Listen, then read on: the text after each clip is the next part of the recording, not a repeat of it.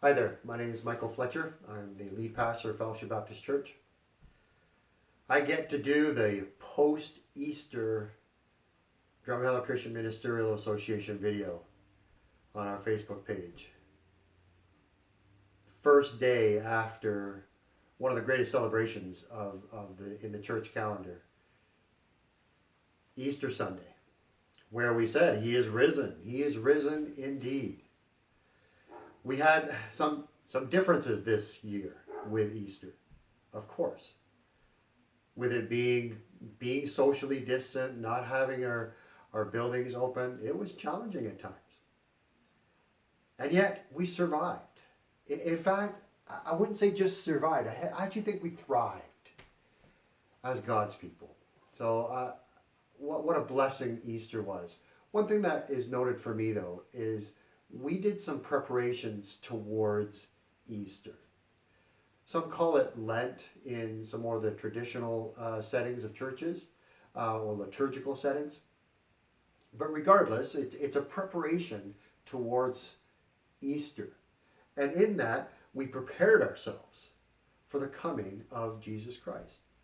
See, God instituted many holidays, many feasts, so that we can celebrate and lead towards and be reminders of God's character, who He is, but also what He's done, His saving grace in our life. And so with that, we celebrated preparations towards Easter, 40 days prior to Easter. And one of the things that it entails is either adding on or taking away something in our lives. So maybe over the preparations towards your Easter, you added in some Bible reading, maybe added in some different things so that you can prepare your heart toward Easter. Or maybe it was taking away. Maybe you decided, you know what, I'm not going to eat chocolate. No chocolate for 40 days. And then that was the taking away aspect. But the focus was to prepare our hearts for Easter. A time where Jesus gave up His life so that we can have new life in Him. It's amazing this time that we're in. A lot of things have been removed from us. And the idea of removing something to focus on God, I think, rings true in my own mind right now.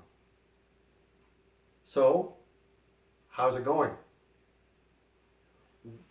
John Piper says, what we hunger for most, we worship.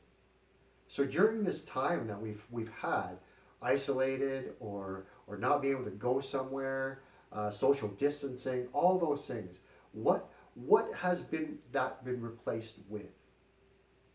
See, we do this as a preparation toward Easter. We remove something with the idea that we focus on God. And the idea is that if I'm hankering for chocolate, and I've said, no, I'm not going to eat any chocolate. If I'm hankering that, then I want to say, oh God, I'm going to focus on you. The problem is when we're removed of different things, it really reveals what is truly at the bottom of what we idolize. Is it technology? Is it people?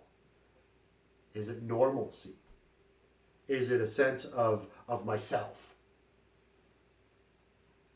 During this time, why not focus on what God is still doing? Rather than just a preparations toward Easter, why not preparation for your entire life? So when things are removed, I can focus on God.